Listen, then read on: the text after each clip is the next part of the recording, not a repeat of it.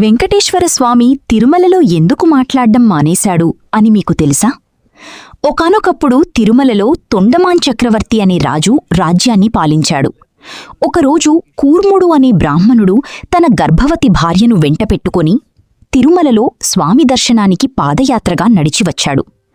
ఆ కూర్ముడు తొండమాన్ చక్రవర్తి దగ్గరికి వెళ్ళి, రాజా, నేను స్వామి దర్శనానికి వెళ్తున్నాను.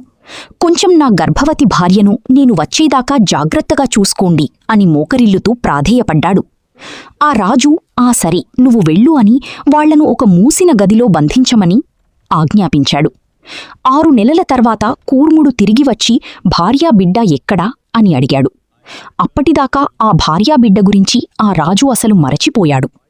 ఇన్ని నెలలు వాళ్లు గుహలో బతికి ఉండే అవకాశమే లేదు అని భయపడి అబద్ధం చెప్పడం మొదలుపెట్టాడు. తొండమాన్ అబద్ధంగా స్వామివారి దర్శనానికి తిరుమల వెళ్లారు, వస్తారు అని అన్నాడు. రాజు మాటలను నమ్మాడు ఆ అమాయక. తర్వాత భయపడిన రాజు సైనికులను పంపి తలుపు తీయించగా అక్కడ అస్థిపంజరాలు మాత్రమే కనిపించిన ఆ క్షణంలో అక్కడ ఉన్నవారంతా నివ్వెరపోయారు. తొండమాన్ చక్రవర్తి భయంతో రహస్య మార్గంలో వెంకటేశ్వర స్వామి దగ్గరికి పరుగెత్తుకు వెళ్లాడు. స్వామి కాళ్లమీద పడి ఇలా అన్నాడు, స్వామి, నా అధీనంలో ఉన్న బ్రాహ్మణుని భార్య, బిడ్డ, కడుపులో శిశువు కూడా మరణించారయ్యా, నన్ను రక్షించండి అని వేడుకున్నాడు. ఆ మాటలు విన్న స్వామికి ఆగ్రహం కలిగిందని స్పష్టంగా. కోపంతో స్వామి ఇలా అన్నారు, రాజ్యాన్ని పాలించే నీవు బ్రాహ్మణుని భార్య, బిడ్డను రక్షించలేకపోయావా అని ఆగ్రహంతో నిలదీశారు. పాపం కదండి, ఆమె ఎంతగా బాధ అనుభవించింది కదా. సరే, కథలోకి వెళ్దాం.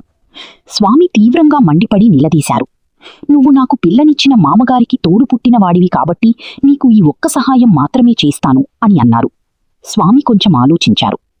అప్పుడు ఒక గొప్ప నిర్ణయం తట్టింది. అస్థికలను పాండవ తీర్థం, గోగర్భం దగ్గరికి తీసుకురమ్మని చెప్పారు.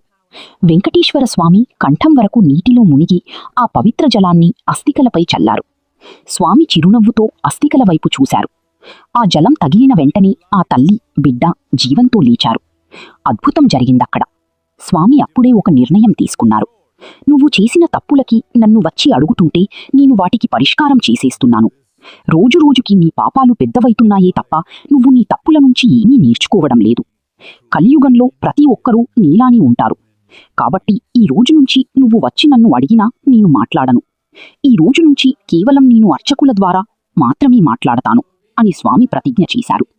అందుకే నేటికి తిరుమల వెంకటేశ్వరుని మాటలు అర్చకుల ద్వారానే వినిపిస్తున్నాయి. ఫ్రెండ్స్, ఈ కథ నచ్చితే గోవింద గోవింద అని కామెంట్ చేసి ఇతిహాస సంచారి ఛానల్కు సబ్స్క్రైబ్ చేయండి.